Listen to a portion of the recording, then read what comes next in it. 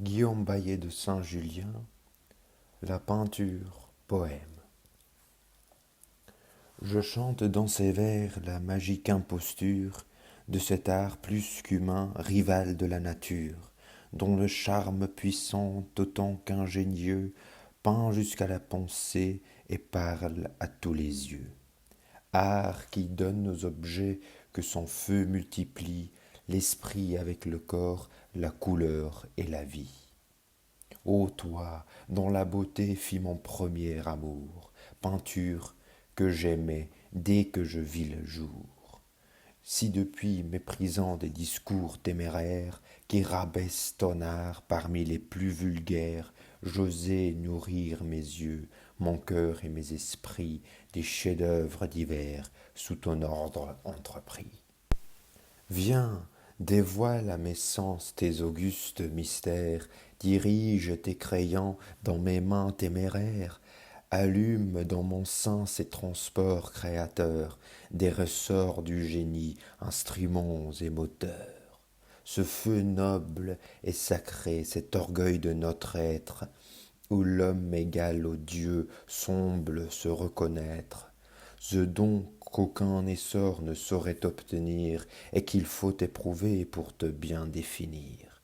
C'est en vain qu'un mortel dépourvu de génie du concert des couleurs veut tenter l'harmonie, qu'il prétend, par des traits grossiers et sans appât, faire passer dans nous un feu qu'ils ne sont pas, ou que fier des larcins dont il fit sa science, pillant dans ses tableaux l'Italie et la France, sans jamais par lui-même oser prendre l'essor, il espère, au moyen de ce sublime effort, dans son esprit borné qu'il met à la torture, par l'habitude enfin remplacer la nature.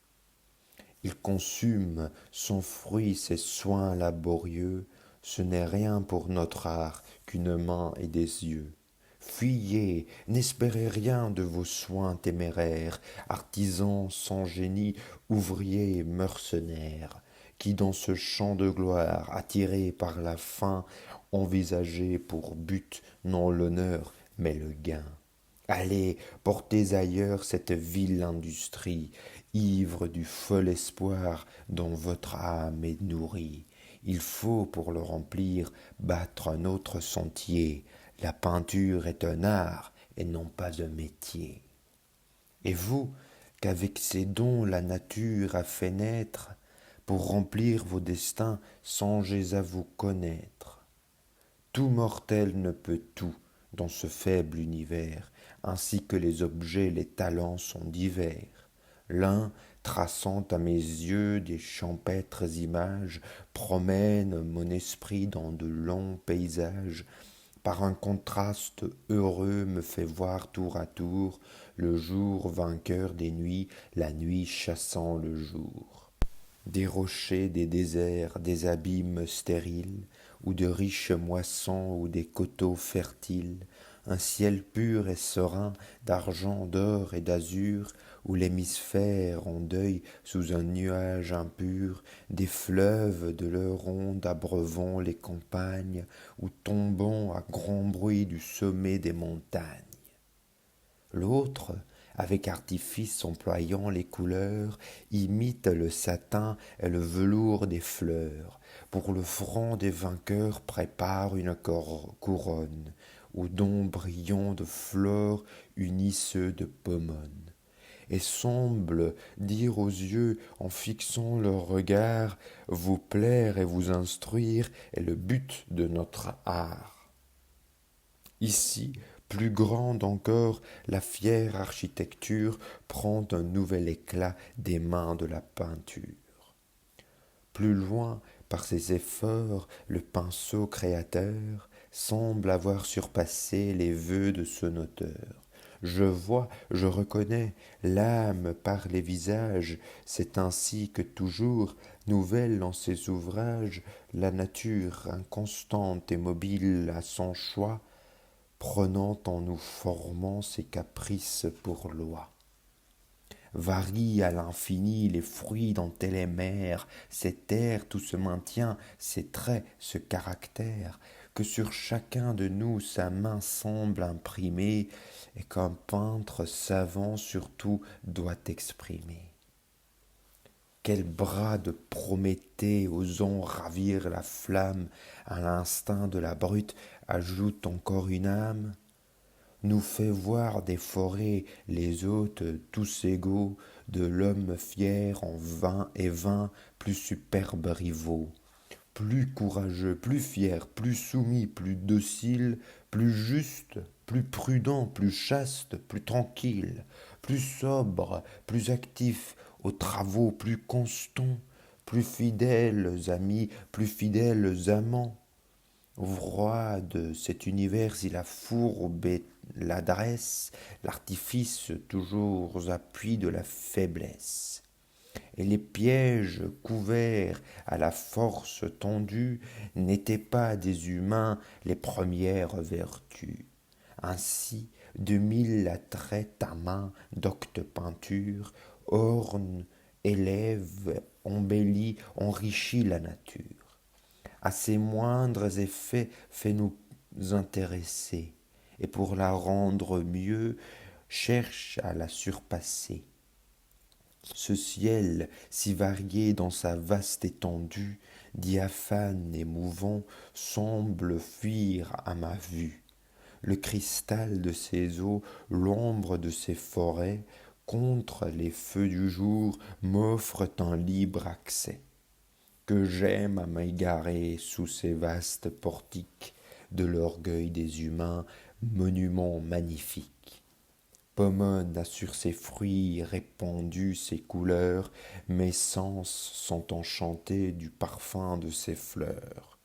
Les brutes, loin de l'homme et plus sages peut-être, sont libres dans ces bois et m'enseignent à l'être. Mais c'est peu d'élever les plus humbles sujets, d'abaisser nos regards sur les moindres objets. Si l'artiste borné, sans génie et sans force, de la nature en tout ne nous peint que l'écorce, s'il ne cherche pour but de ses soins curieux qu'une vaine apparence ou le plaisir des yeux, où m'as-tu transporté, déesse enchanteresse? Quel nouveau feu dans moi fait passer son ivresse? Quel jour plus lumineux a frappé mes regards? Quels chefs-d'œuvre vivants naissent de toutes parts? C'était donc peu pour toi, séduisante peinture, de tromper par ton art l'art même et la nature. Cet art voulait un but et des projets plus hauts, de plus nobles succès pour tes nobles travaux. Pour couronner ta gloire, ainsi que ton ouvrage, dans le fond de nos cœurs y se ferait un passage, y réveille à la fois la pitié, la terreur, l'amour, l'ambition, la haine et la fureur. Toutes nos passions, ces idoles si chères, de l'âme des humains tyrans trop volontaires. Que vas-tu décider, inflexible Brutus? Quel arrêt vont porter tes farouches vertus? Ton fils est à tes pieds, son amour les embrasse, son courage, ses pleurs, sa jeunesse, sa grâce. Rome, qui par sa mort craindrait t'immoler, Rome, qui lui pardonne et qui la fait trembler. Le peuple, le Sénat, l'univers en alarme, tenant fixés sur vous ses yeux baignés de larmes. Rien ne peut amollir ta dure austérité, brave Rome, ton siècle et la postérité. La nature frémit de cet arrêt sévère, il meurt, et pour bourreau Titus n'a que son père. Dans ce palais sinistre, où tout fait frissonner, quel monstre après 20 ans ne saurait pardonner? Le temps qui détruit tout augmente encore sa rage, sa tranquille fureur dévorant son outrage, se tait pour mieux tromper un frère infortuné, pour par sa feinte douceur dans le piège entraîner. Que vois-je? Avec horreur la mer fuit ce rivage, le soleil d'épouvante a voilé son image. La terre se dissout en ces funestes lieux, tout semble révolter la nature et les dieux. Tu demandes ton fils? Ah, malheureux Thyeste, fuis plutôt pour jamais un climat trop funeste. Ce bruit de ton amour, par toi si désiré, désormais ne saurait t'en être séparé. Pour mieux frapper ton cœur, le parricide attrait de ce cœur trop sincère a su s'ouvrir l'entrée. Et ce fils palpitant qu'il te serre par morceaux, dont ton sein paternel a trouvé son tombeau. Mortels, voyez l'excès où l'amour vous entraîne. Ici le traître Égiste, appuyé sur sa reine, aidé de Clytemnestre et poussé par sa main, trop infâme adultère et plus lâche assassin, serre les affreux complots d'une femme perfide au sein d'Agamemnon, plonge un fer homicide, et s'apprête avec elle à partager en paix sa couronne et son lit pour fruit de ses forfaits. Mais des dieux vainement il brave la vengeance. Érynie les a vus dans l'ombre du silence. Bientôt cette furie, excitant ces serpents, doit porter dans leur cœur ces remords dévorants. Présenter à leurs yeux qu'effraie la justice les horreurs de leurs crimes et les celles du supplice. Leur montrer dans la nuit le pâle Agamemnon, suscitant un vengeur dans sa propre maison. Et le ciel punissant juste dans sa victime, la mère par le fils, le crime par le crime. Tremble, mortel hardi, mais trop ambitieux, la gloire vainement t'élève au rang des dieux. Tremble, si ta valeur funeste à la patrie prétend la subjuguer après l'avoir servie. Tyran, espères-tu faire accepter des lois à tes concitoyens, maîtres de ton des rois? Rome, au-dessus du joug que ta main lui propose, ne connaît d'autre loi que celle qu'elle impose. En vain le monde entier couronna tes vertus. César craint de régner si tu connais Brutus. Il ne m'écoute pas, son âme audacieuse, pour craindre des dangers est trop ambitieuse. À de nouveaux honneurs il s'agit de courir, ce qu'il en a n'est rien si l'on peut acquérir. Si puissant est l'excès du feu qui le dévore, et César n'a rien fait s'il peut plus faire encore. Guidé par cet espoir, il paraît au Sénat.